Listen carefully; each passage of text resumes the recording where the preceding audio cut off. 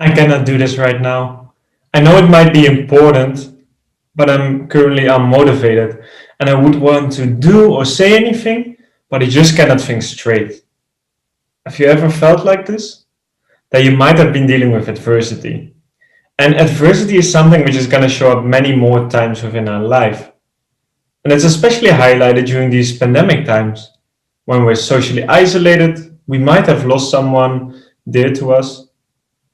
And university and education and work just doesn't work like it used to be. And by its definition, adversity is a negative event which actually impacts us greatly. And it can be both big and small.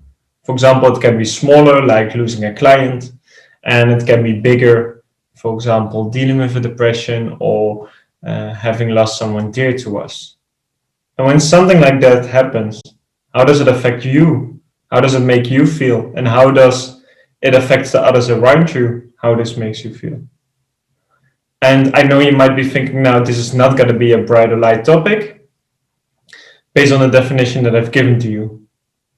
And yes, adversity is a negative thing in its definition, but I honestly believe there can be a silver lining to it. There can be a little good part to it. Because what if you know how to deal with it? What if you can even grow out stronger? Then you actually might have learned a really important skill.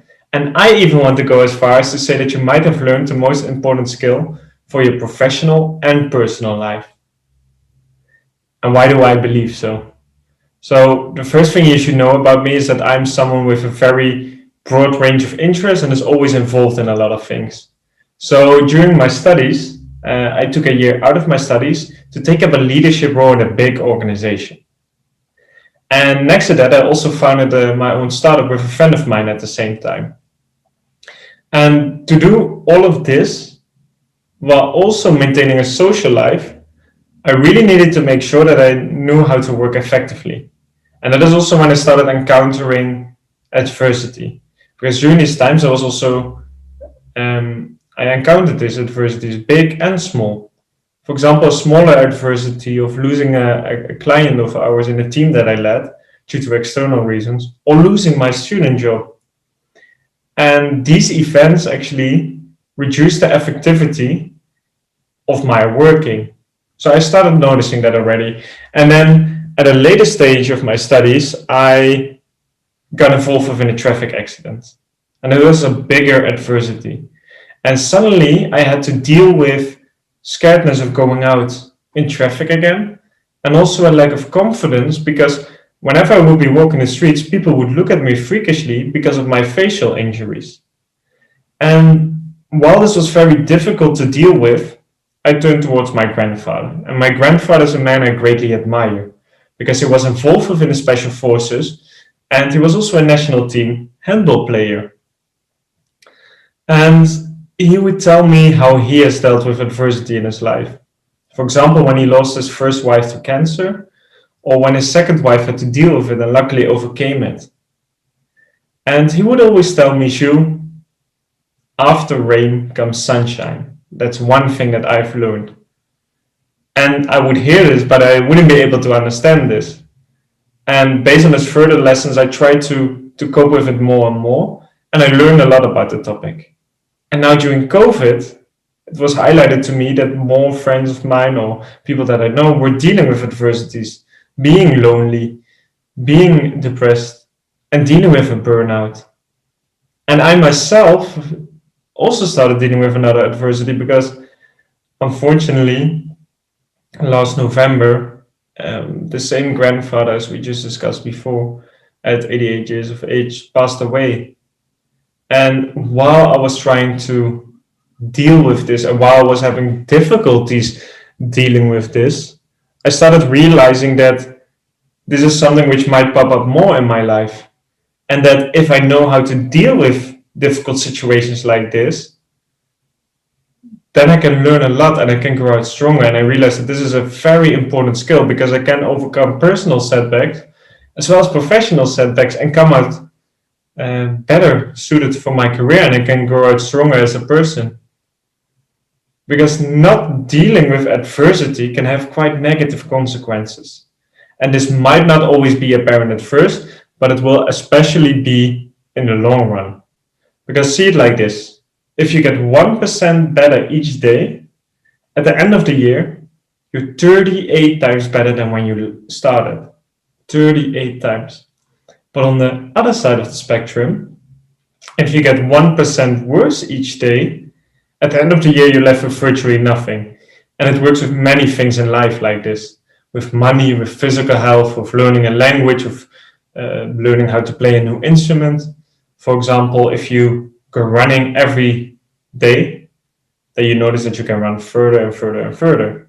But if you stop for a month or two, due to whatever reason, and then try to pick it up again, you cannot run as far anymore. And at least for me, I will have difficulties getting out of bed in the morning, or I will have difficulties getting off the stairs. So I noticed that I've lost the progress gradually, that I also build up slowly. And it works the same way with adversity, or in a similar way.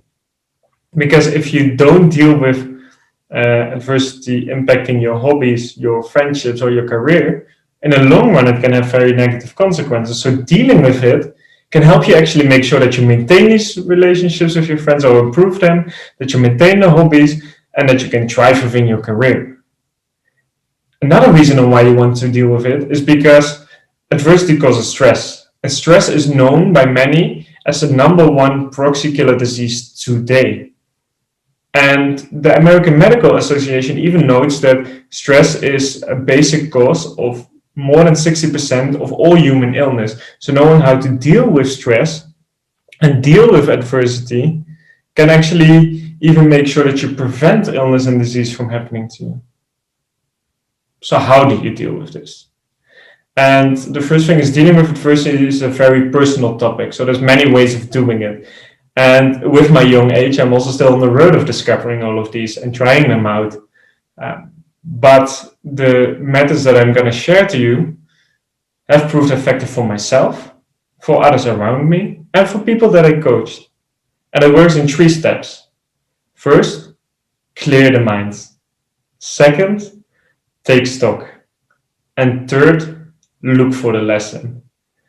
And starting with the first one, clear the mind, I think this is a very important step, because if you feel overtaken by emotion, you can be paralyzed to act.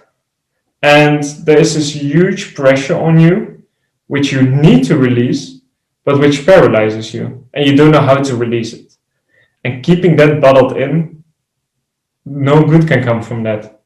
And I always like the analogy of Stephen Covey of 7 Habits, the author of 7 Habits of Highly Effective People, who discusses the concept of psychological error.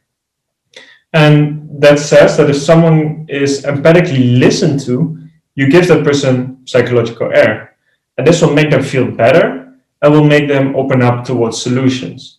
And you can see it like this. If you're in an airplane and the oxygen falls away, can you do anything? No. You cannot do anything until you regain that oxygen. And then once you regain that oxygen, you feel much, much better and you're open towards a solution. So that is psychological error. And it works similar with overtaking adversity, because your mind needs a breather. And the way of doing this is by first structuring your thoughts, for example, by writing them down or by meditating, and then take these thoughts to someone you can trust and ask them, please listen to me first before answering. And then explain all of your thoughts. And afterwards engage them within a conversation, because that will make you feel better and open up towards solutions. So now we have step 1, clearing the mind. Step 2 is taking stock. And that means that you need to accept the situation in order to be able to deal with it. And in order to do this, assemble a cookie jar. And of course, not a physical one, but a mental one. And this assembling the cookie jar works in 2 ways. You have to do 2 things. First, make a list of all the 5 most important up moments, positive moments in your life. But similarly, also make a list of the 5 most impactful negative moments in your life. And doing so will make you realize that ups and downs are actually part of life. And it will also make you put things into perspective and realize that you might have faced a similar situation before. And I really believe that this is what my grandfather meant with after rain comes sunshine. Because rain is not a one-time event in your life, it will happen more often. But if you're prepared for it and you dress for it, then you can grow out stronger. If you accept that it rains and you dress for it, it will make you able to maneuver through it more easily. So now we have cleared our mind and we have taken stock and accepted the situation. So now we're all ready for step 3, which is looking for the lesson. Because adversity is a way to grow.